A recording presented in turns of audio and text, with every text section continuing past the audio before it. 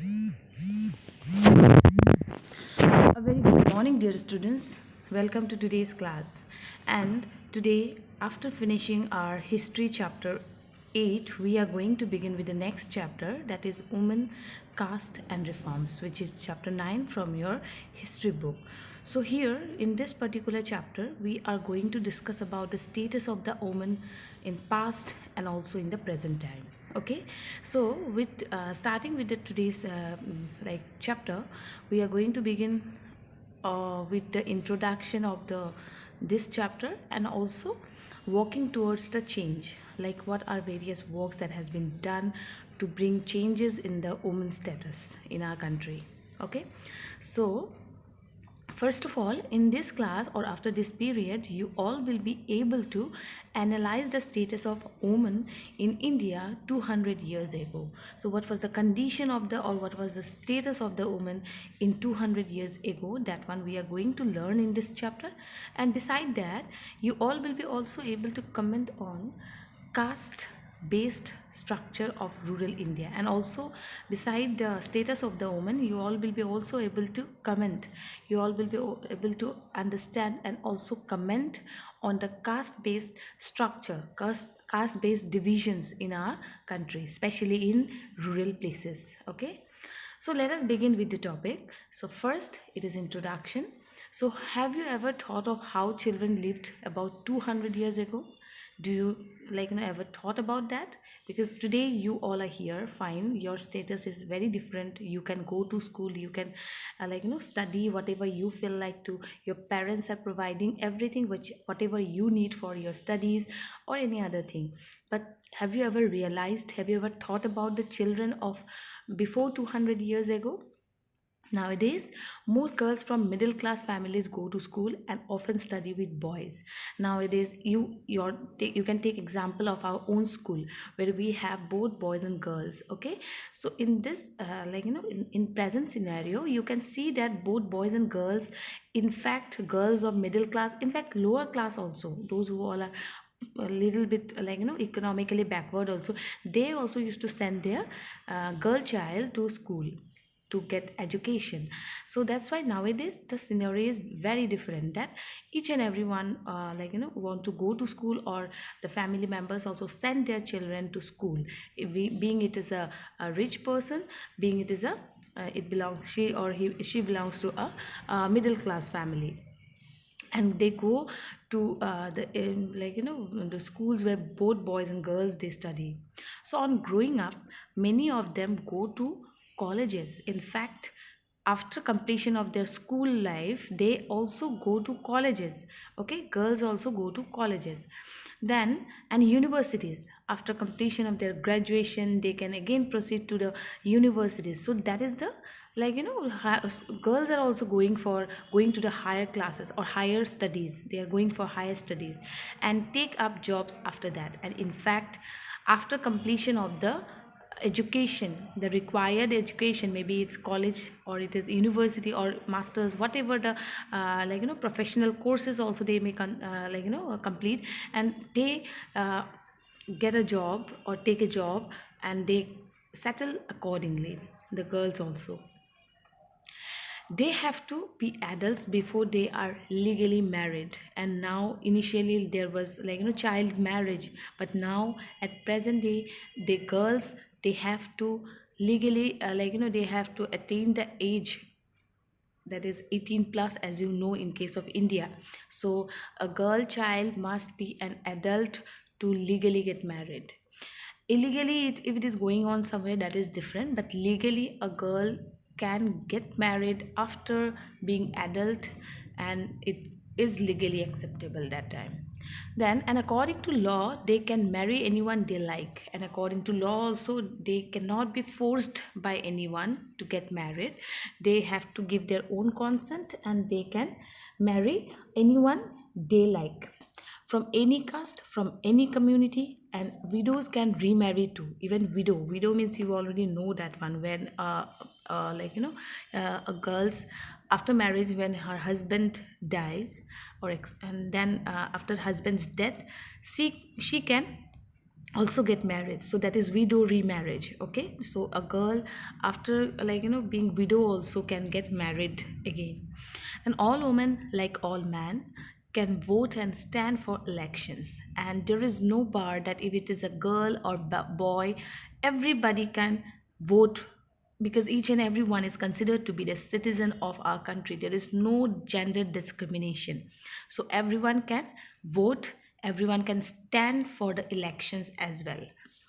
Then of course these rights are not actually enjoyed by all, though it is being allowed, though it is being provided by the constitution, but still in some remote areas this liberty is being not enjoyed by all girls. Okay, so poor people have little or no access to education. Very poor family, they basically prefer a girl to be at home and work, do the household work. So that's why a very poor family, they have very little or no access to education.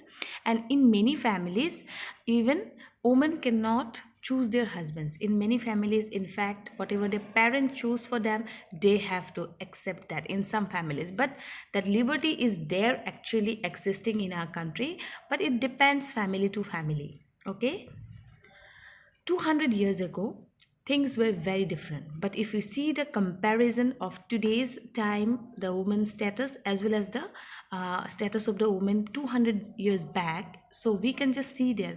Now we have seen that a girl can vote, a girl can also stand for election, a girl can attain her education till she want to. Then she can also take a job, and then she can also vote without any discrimination. She can marry a person of her own choice, to who can belong to any community, or any caste. Then also a girl child can also in fact they get married. If after becoming widow also a girl can marry, and now legally they have to get married once they are adult. So that is today's time, but 200 years back the scenario was very different. In that time most children were married off at an early age, which I say child marriage. Okay, so early marriage was being a very common thing that has been, or event that has been happening in 200 years back in case of our country. Both Hindu Muslim men could marry more than one wife. In fact, now if in case of Hindu, or in today's time, a man cannot marry more than one. Legally if they are married, they have to get separated legally, then only they can marry another girl. But in case of 200 years back, a man who is belonging to both any community, maybe Hindu or Muslim, could marry more than one wives or more than one girl. Then in some parts of the country, widows were praised if they choose death by burning themselves on the funeral pyre of their husbands. You know about the sati system, where girls after her husband dies, so at the time of funeral, when they burn themselves along with their husbands, so they were given they were praised for their act. Women who died in this manner, whether willingly or otherwise, were called sati, means virtuous woman. Sati, they were called as sati when they also burned themselves along with the her husband who already died. So along with her husband, when she also get burned, then they are considered to be either willingly or otherwise, they are called to be sati, means virtuous woman. Virtuous means with good values, good moral values. They are considered to be a woman with good moral values, because her husband dies, so she also has what to say, compromised her life, so she is being praised for that. But after her death, even if somebody prays, is it workable? Is it good for her? She is no more actually. So it's, I don't accept, or you will also not accept that particular, or you will not support this system. That's why this system has been removed later on. So let's see now. Women rights to property were also restricted. Now even a woman can also vote, as you have seen, and they can, the parental property, that also they can claim for, now they can get for. But at that time, in 200 years back, women right to property were very restricted. They could not talk about those also. Besides, most women had virtually no access to education, and most of the women, being it is a rich or poor family, whatever, but very less women could reach or access to the education. So most women had virtually no access to education. In many parts of the country, people believe that if a woman was educated, she would become a widow. So they believe in a very wrong way that if a woman is educated, or she was educated, she would become a widow. Then difference between man and woman were not the only one in society. So difference between the man and woman were very much prevalent at that time. In most regions, people were divided along lines of caste also, and along with the discrimination with gender, there was also discrimination with community as well as caste. So in most regions, people were divided on the basis of caste. Okay, Brahmins and Kshatriyas considered themselves upper caste. Others, such as traders, moneylenders, often referred to as Vaishyas, were placed after them. So first, Brahmins and Kshatriyas, they considered to be the superior one, or the upper caste people, and others like traders and moneylenders, they were considered to be the Vaishyas, who were placed after the Brahmins and Kshatriyas.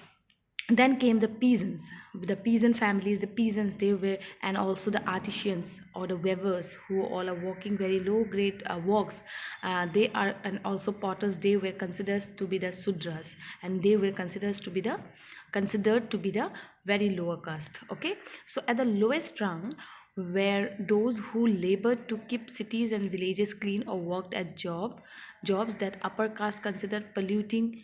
That is, it could lead to the loss of the caste status. At the lowest rung were those, so they were lower caste. Even shudras were also considered to be lower caste, but lowest one was those who were the laborers, they who work for sweeping, or like the, or we can say, who keep the cities villages clean, or worked as a job under the upper caste, they considered as polluting, that it could lead to the loss of caste status. So um, whenever these people, the lowest caste people, they were the laborers who are working for cleaning, and like city cleaning the cities or villages. Then the upper caste also treated many of these groups at the bottom as untouchable. So upper caste people considered these people who all are working for cleaning the villages or cities, they considered these people as very lowest caste, and they keep them at very bottom level, and they considered as the untouchable. Okay, they don't want to get contact with those people anyway. So they were not allowed to enter temples. These people were not allowed to, like the laborers, they were not allowed to enter the temples, even though they cannot access to god also. Then draw water from the wells, they cannot draw water because they were considered to be the untouchable. The upper class people, if they are using that means it cannot be used by the lowest class people. So they cannot draw water from the wells, use the upper caste which is being used by the upper caste, or bath in ponds where upper caste bath. So they were seen as inferior human beings. So they were considered to be, on the basis of their economic status, they were considered to be the lowest group or lowest caste, and they considered to be the untouchable. So whatever the upper caste people uses, like temples or the like ponds or any sort of wells which are being used by the upper caste, that cannot be, or that could not be used by the lowest class people, because they considered the upper class people considered the lowest class people as untouchable. So the lowest class people were treated as inferior human beings at that time, before 200 years ago. Now for that there must be some changes to brought up in the society, otherwise the society was very much segmented. There was a lot of discrimination based on gender, based on caste, based on community. So these things was like going on in the country before 200 years ago, which really needed change.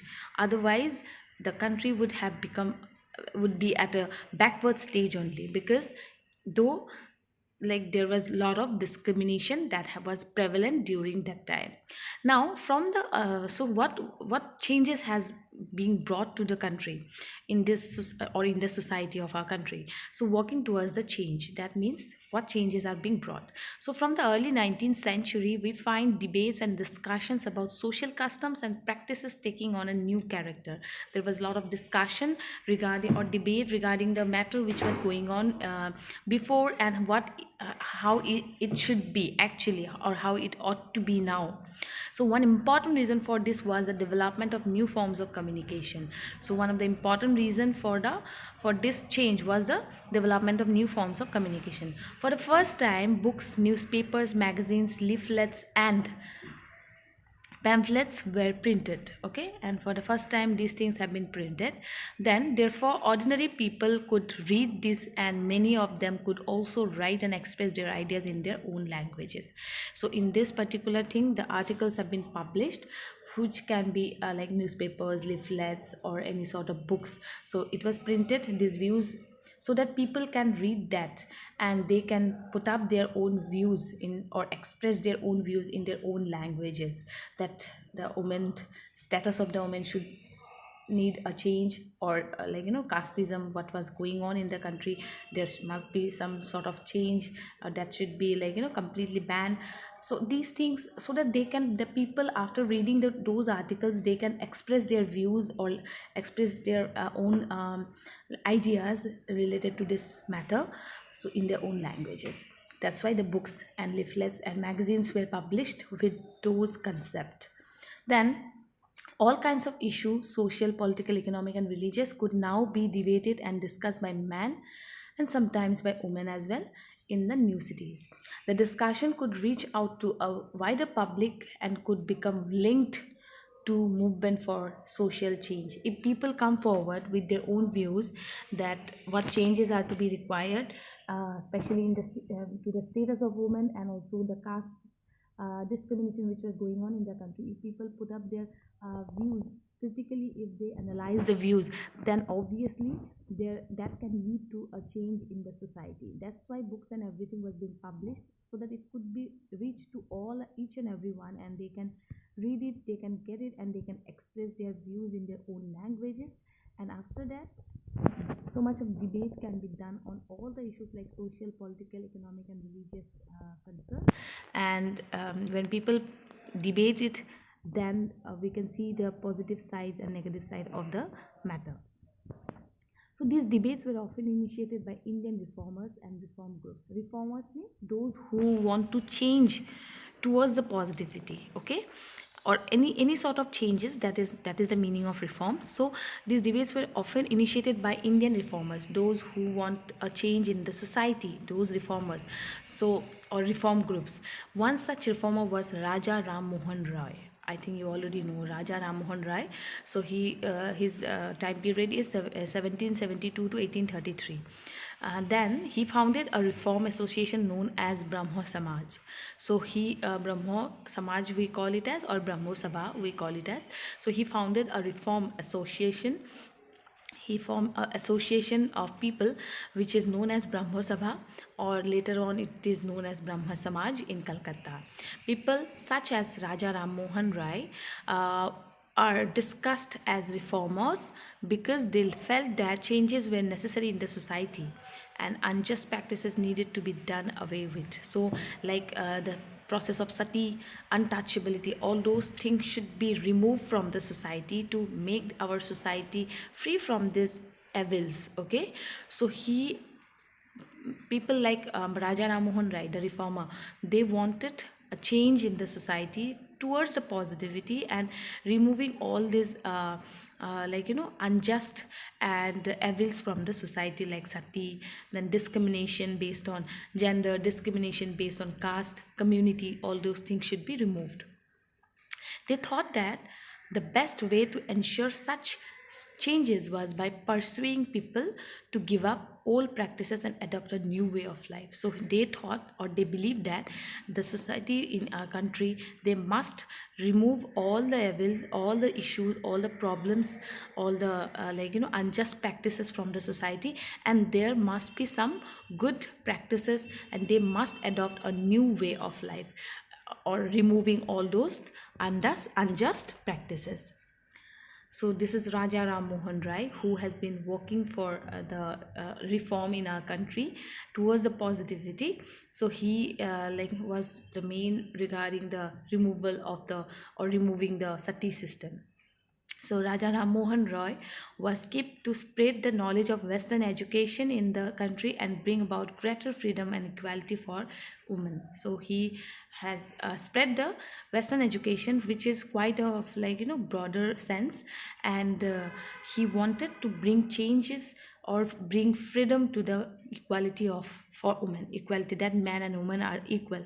They should get equally education, they should be treated in the society equally. He wrote about the way women were forced to bear the burden of domestic work, confined to the home and the kitchen, and not allowed to move out and become educated. So he wrote about the way women were forced to bear the burden of domestic work. Then these are the new words you can see. First one is widow, then second one is sati, virtuous, untouchable, reforms. Widow means, I think we have already done with that. Then sati, the system you have already come to know about, when her woman lost her husband. So at the time of funeral, the person, she also used to get burned with her husband. And widow means a woman who has lost her husband. Then virtuous means with good value, good moral values. Then untouchable means when people are treated very isolated, they are not treated equally with the upper caste people, that is untouchable.